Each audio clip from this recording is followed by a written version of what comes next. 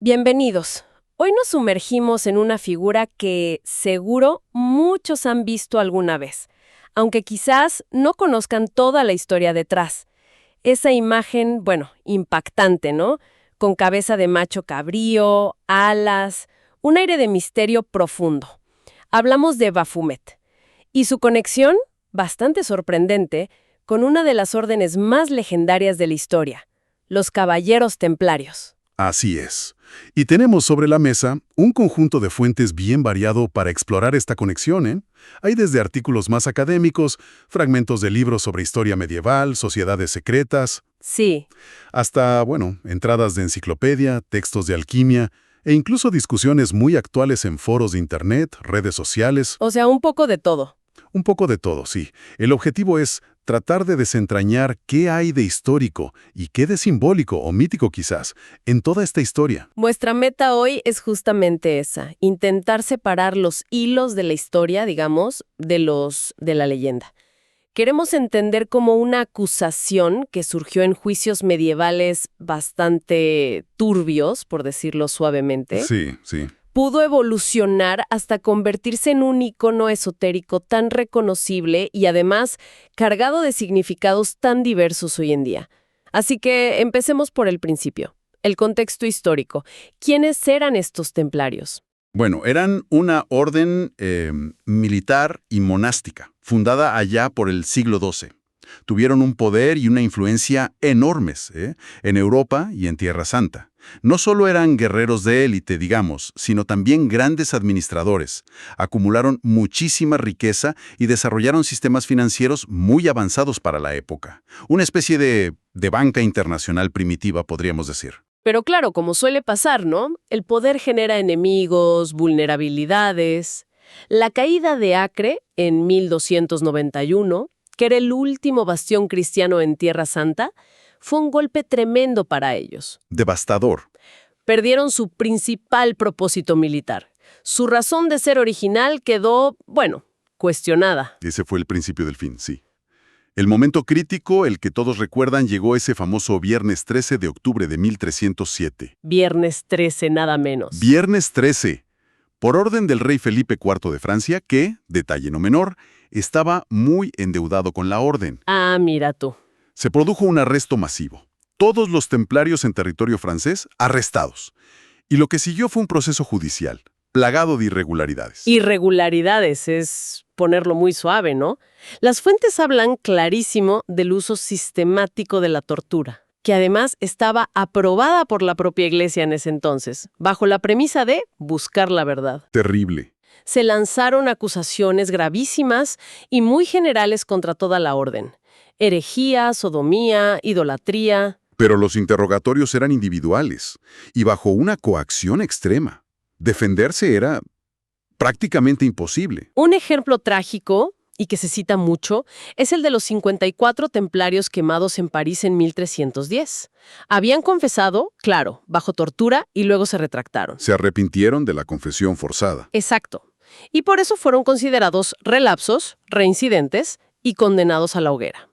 Y es importante señalar esto. Incluso en ese momento final, ninguno admitió haber adorado ídolos específicos. Ninguno.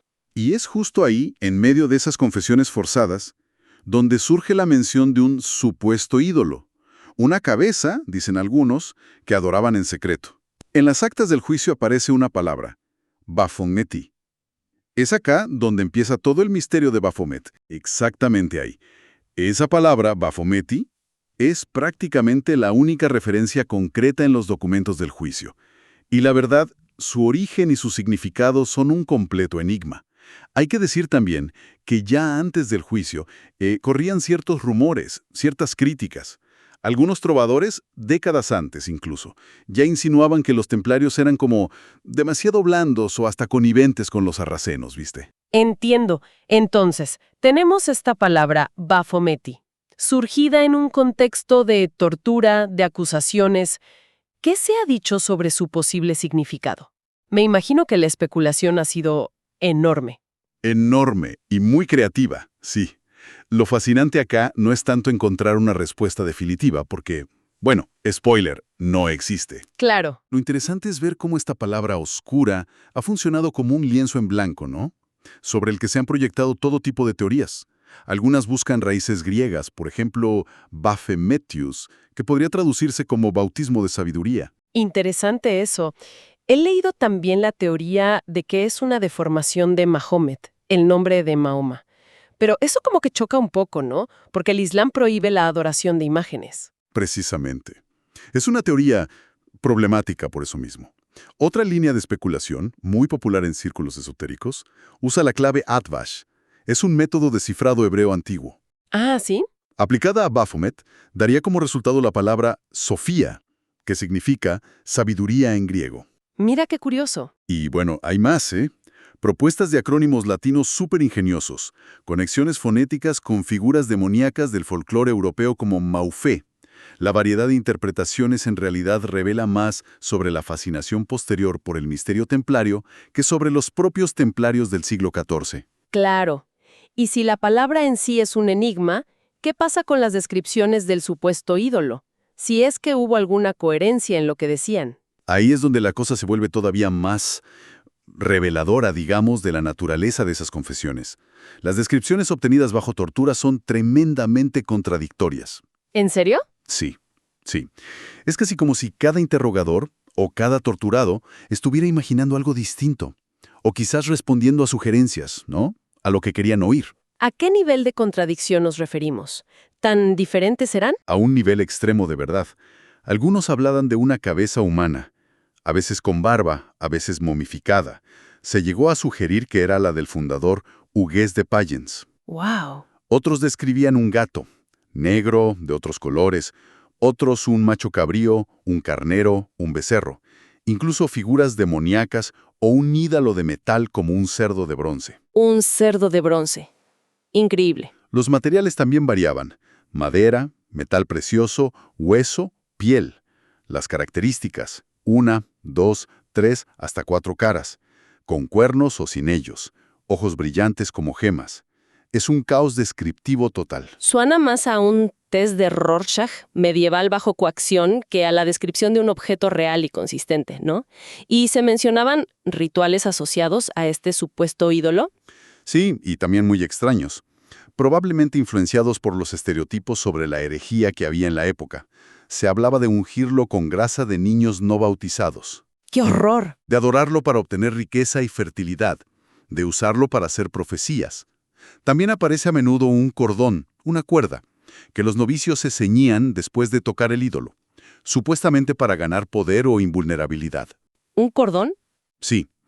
Y este detalle del cordón tiene ecos en otras tradiciones, como símbolo de unión grupal o de iniciación. Pensemos en los franciscanos, los sufíes, incluso la masonería después. Pero el dato clave, el que me parece fundamental, es que, a pesar de registrar todas las posesiones templarias, buscaron por todos lados, nunca se encontró nada parecido a este Baphomet. Exacto. Ningún ídolo que encajara ni siquiera vagamente con estas descripciones tan dispares, sobre todo considerando que la mayoría de estas confesiones venían de Francia, que fue el epicentro de la persecución y la tortura. Correcto. La ausencia total, absoluta, de pruebas físicas es muy significativa. Esto refuerza muchísimo la idea de que Baphomet fue, muy probablemente, o una acusación fabricada, o una especie de amalgama de miedos y prejuicios de la época extraída bajo una coacción extrema. Entendido. Entonces, si el Baphomet medieval es esta figura fantasmal, contradictoria, ¿de dónde sale la imagen que todos tenemos en mente hoy? La del ser con cabeza de cabra, pechos, alas, esa imagen tan potente. Ah, bueno. Esa imagen es mucho más tardía. Muchísimo. Y tiene un origen muy concreto. El ocultista francés del siglo XIX, Eliphas Lévi.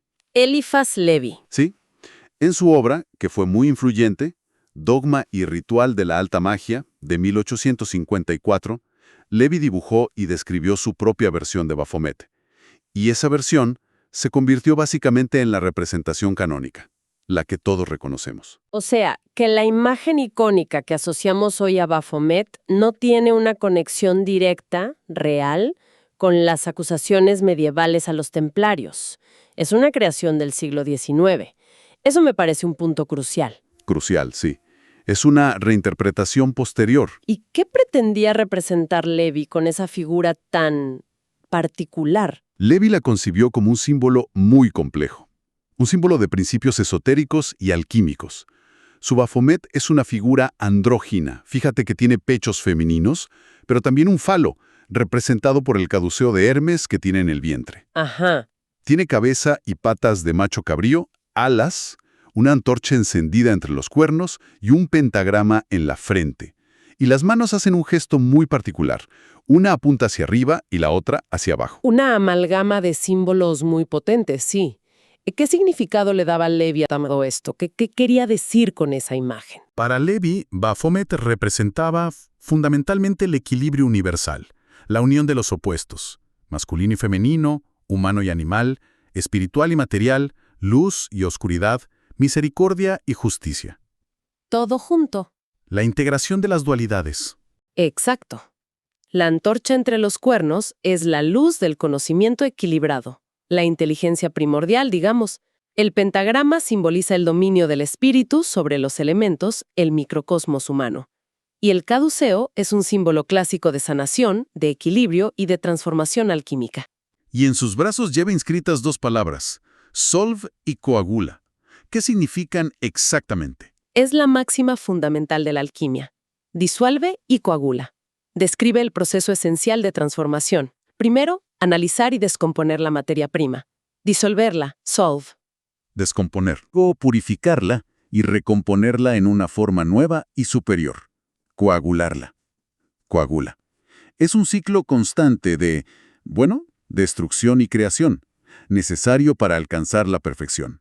Como la búsqueda de la piedra filosofal, que vemos ilustrada en textos como el famoso pergamino de Ripley. Entiendo. ¿Y el gesto de las manos, una arriba y otra abajo? Ese representa el principio hermético de correspondencia. Como es arriba es abajo. Es la idea de la conexión entre el macrocosmos, el universo, y el microcosmos, el ser humano. Claro. Es una idea que resuena muchísimo en todo el esoterismo y que, curiosamente, vemos reflejada incluso en la imaginería de la cultura pop actual. Por ejemplo, en la estética de bandas como Ghost, ¿viste? Usan mucho ese gesto. Es verdad. Y hablando de resonancias modernas, es interesante notar cómo figuras públicas como J.K. Rowling muestran interés en la alquimia. Se inspiró en alquimistas históricos como Nicolás Flamel para Harry Potter, ¿no? Sí, claro. Y ella misma tiene un tatuaje que dice Solve et Coagula, aunque no ha explicado públicamente su significado personal, pero ahí está. Queda claro entonces que el Baphomet de Levi es una construcción simbólica, muy deliberada, muy pensada, y muy alejada de la vaga acusación medieval. Pero esta figura, tanto la medieval como la moderna, parece tocar una fibra profunda en la gente, ¿no? Podríamos pensar en Baphomet en términos de arquetipo, como los que describió Carl Jung. Es una perspectiva muy, muy sugerente, sí. Jung definió los arquetipos como patrones universales, innatos, que residen en lo que él llamó el inconsciente colectivo de la humanidad. Ajá. Son como las estructuras básicas de la psique, digamos, y se manifiestan, simbólicamente, en los mitos, en los sueños, en el arte, en la religión, en todas partes.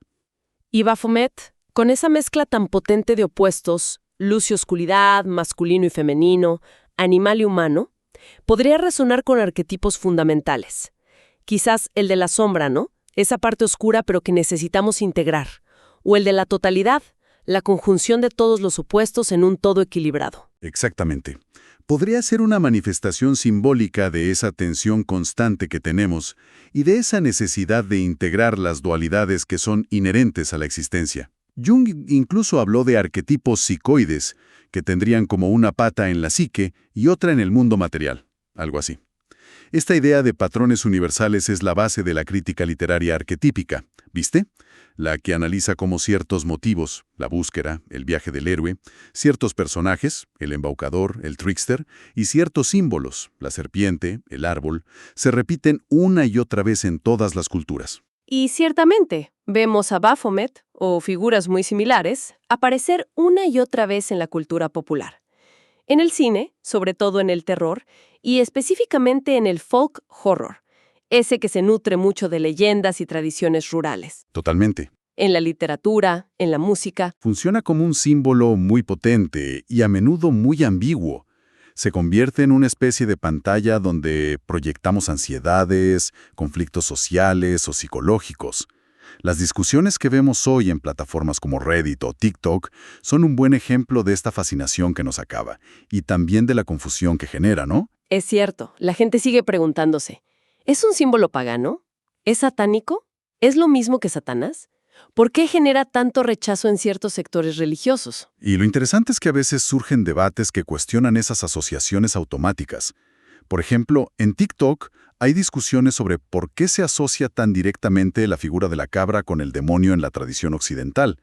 Una conexión que quizás sea más cultural que intrínseca al símbolo mismo, ¿se entiende? Sí, totalmente. Podríamos incluso relacionar la trayectoria de Baphomet con el concepto de Deus o Diosus, del gran historiador de las religiones Mircea Eliade. Ah, el dios ocioso.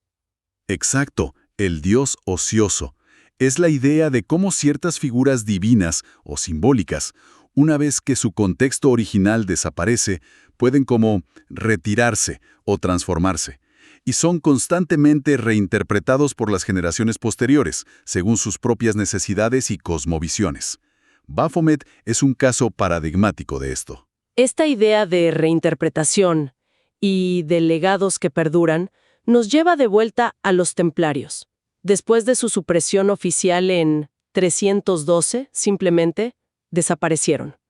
Porque hay muchísimas leyendas que dicen lo contrario. Efectivamente, la idea de una supervivencia secreta de los templarios es muy persistente. Una de las teorías más conocidas sitúa su refugio en Escocia. ¿Escocia? Sí, se dice que muchos caballeros huyeron para allá, donde rey Robert Bruce estaba excomulgado y por lo tanto no acató la orden papal de arrestarlos.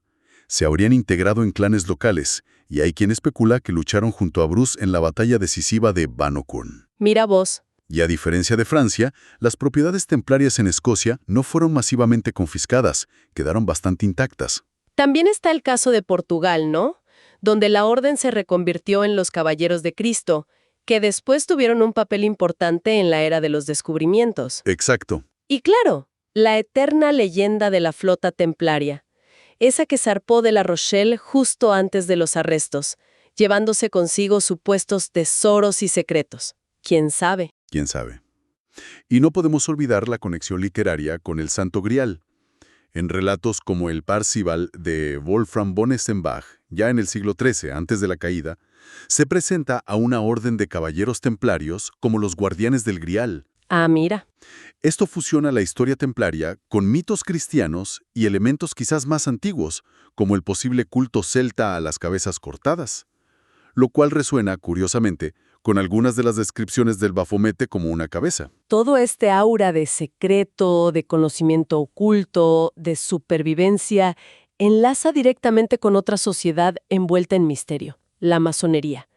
¿Hay alguna conexión real ahí o son solo leyendas posteriores? Bueno, los orígenes históricos de la masonería, primero la operativa, la de los constructores de catedrales, y luego la especulativa, la filosófica, son complejos y muy debatidos.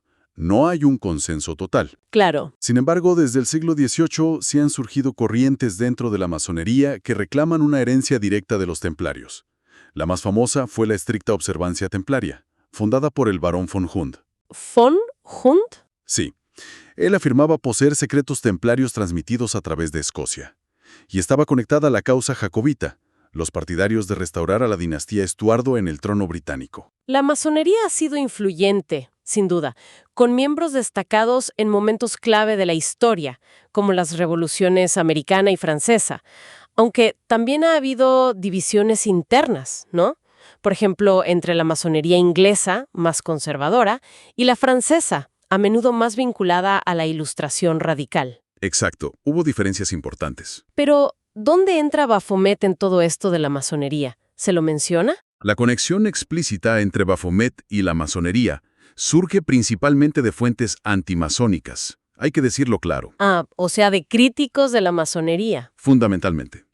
Por ejemplo, en tiempos más recientes, figuras como Serge Abad-Gallado, que es un ex-masón muy crítico, afirman que en ciertos altos grados masónicos, como el grado 29 del rito escocés, se utiliza una figura similar a Baphomet, y que se realizan rituales que implican, por ejemplo, pisotear un crucifijo, lo cual él interpreta como un rechazo al cristianismo dogmático. Pero hay que poner esto en contexto, ¿verdad? Porque estas acusaciones recuerdan mucho al famoso engaño de Leo Taxil a finales del siglo XIX, Totalmente. que inventó y difundió historias súper escabrosas sobre rituales satánicos y la adoración de Baphomet en las logias masónicas. Generó un escándalo enorme antes de confesar que todo era una farsa. Exacto. Es crucial, fundamental, tener presente ese contexto de propaganda y desinformación histórica que viene de lejos. Si bien es posible que algunos símbolos o ideas esotéricas aparezcan en ciertos grados masónicos muy específicos, la idea de una adoración literal de Baphomet como una entidad demoníaca dentro de la masonería regular, la mayoritaria, es algo que proviene fundamentalmente de sus detractores y de teorías conspirativas. Bien, creo que hemos hecho un recorrido bastante intenso, ¿eh?